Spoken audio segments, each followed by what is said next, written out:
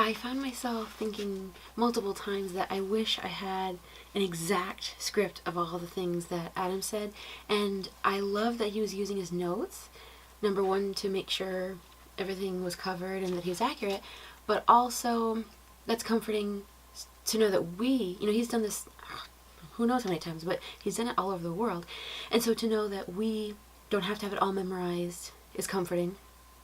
But there were certain things that he said that I wished I remembered, like certain kind of analogies he made or ways of thinking of things. I'll have to try to think of those, but I had a feeling I was going to forget.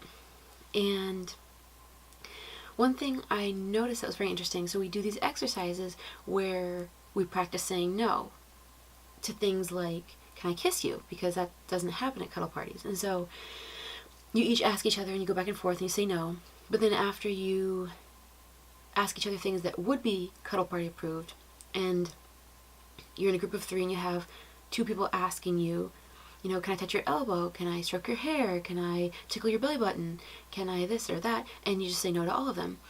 And then you go around and each person gets asked these things. And what was very interesting after, which I thought that was just practice, simple as that, but Adam pointed out, did you notice in your body when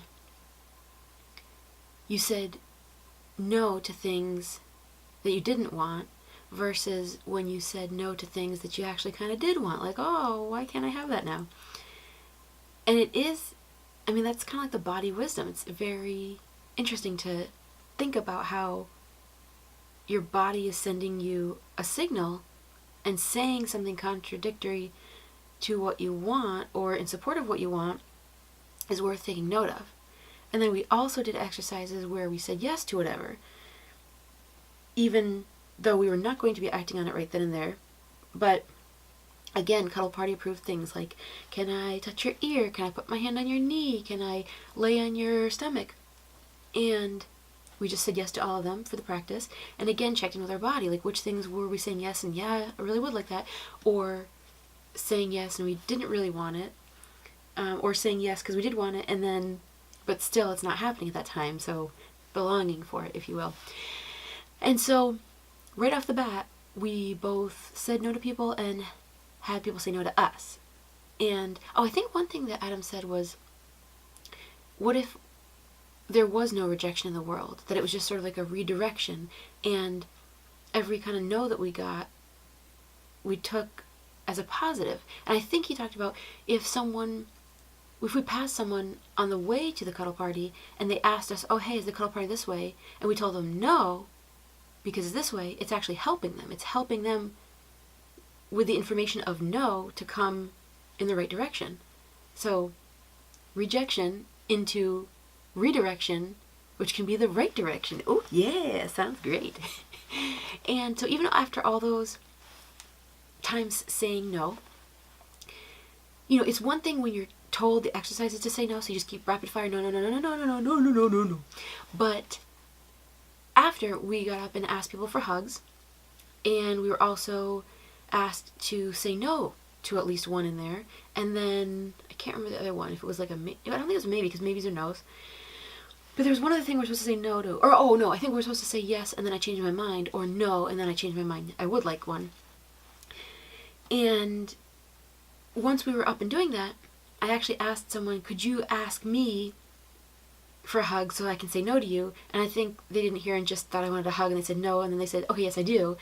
But then I asked again someone else, a different person, they said, can I have a hug? I said yes. Then I said, could you ask me again for a hug so that I can say no to you, so that they kind of know it was coming. But it's funny because, I kind of wonder if you say no to someone, even though you're supposed to, if they then think like later, oh, I shouldn't ask you for stuff after, or if it kind of sets up like a tone with them. Or if during that hug thing, if it's best to say no to someone that you actually are not super enthused about hugging versus saying no to someone that you totally would want to hug. Because I feel like it's so fast-paced that it would be easy to accidentally say no to someone you really want to hug and yes to someone you only medium want to hug. Whereas probably ideally, if you could really think it out, it might be a better exercise to say no to the one you actually aren't as enthusiastic about, Well, it depends. Maybe it's easier to say no to the one you really want because you'll go back to them later or something. I don't know. There's probably a lot of dynamics and nuances with this that I have yet to learn. But my point was, when I tried to say no, even right after asking her, will you ask me so that I can say no? She knew it was coming. And yet, as soon as I tried, I was like, and like that cartoon character, I don't know if it's like Elmer Fudd or Porky Pig. Yeah, blah, blah, blah, blah, blah, blah, blah, blah, no. And it was interesting because I know a couple times during the welcome circle, they said things like, if such and such happens and you can't get your mouth to work, wave at us to, have us come over or something like that. And I thought it was just being funny, but yeah, sometimes your mouth doesn't work because we haven't had practice with these things. So it's kind of like resurrecting a fossil in our psyche that is desperate to come to the surface. Like, I don't want to say like Godzilla. I haven't really seen the movie, but he comes up from the ocean. But that's like that's not like something I want to, I want Godzilla in my life. So, oh yeah, okay, so that's another thing. The want, what do you actually want? You're encouraged to ask for what you want. And I think it was Adam who said when he first went, he realized he didn't know what he wanted. And I realized, especially like during the exercise when I had to think of it quickly, I wasn't so sure what I wanted. Like, if I sat down and thought of it, I could probably make you a list of all the different things I might want. But, to quickly ask for it was kind of hard.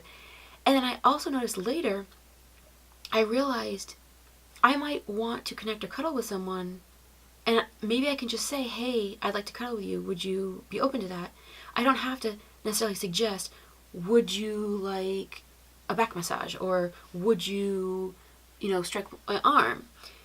And I noticed that because I wanted to connect with them, I just sort of suggested the first thing that came to my mind. But then I realized, like, I don't actually really want that much. And he's like, oh, we can do that, and then we could do this also, or after. And I was like, actually, yeah, I'll do that first if you want. And then by the time I was done doing that, I thought of another idea that I would like better. So we did that, and I think I liked that way better than the first suggestion I made that I didn't really want, but I somehow did impulsively because I didn't yet realize I had, the words of, I would like to connect with you, but I haven't figured out yet what to do, or what do you want to, they talk about negotiating the different, like there was an exercise where each three of us suggested something that we would love to do or have done to us. And then we kind of all negotiated together what we would all agree upon.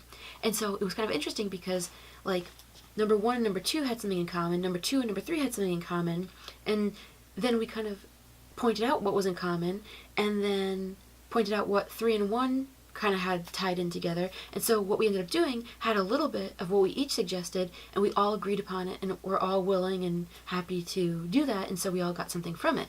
So it's funny because you think of negotiation as far as like at a flea market, like negotiating a price or negotiating in business. But I think it's time to learn about negotiating boundaries and negotiating desire. Like, what do you want? I mean, you think about like a mother negotiating with her child when the kid's like, I want cake. And she's like, well, if you're good all day at the mall and we get all our shopping done, then we'll talk about you getting cake.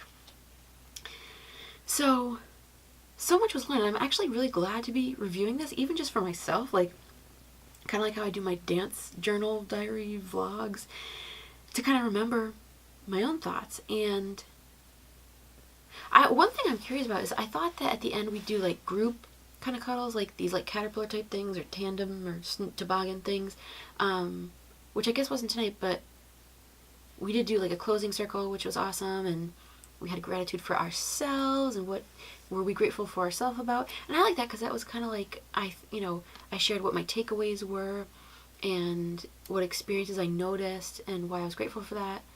And it's kind of nice to kind of frame things in what am I grateful to myself about, because it's almost like we're not often not only not encouraged, but not even like allowed a lot of the time socially to give ourselves gratitude, especially publicly. And there's so much benefit in saying it just for our own ears to hear it from the outside in, not just from the inside.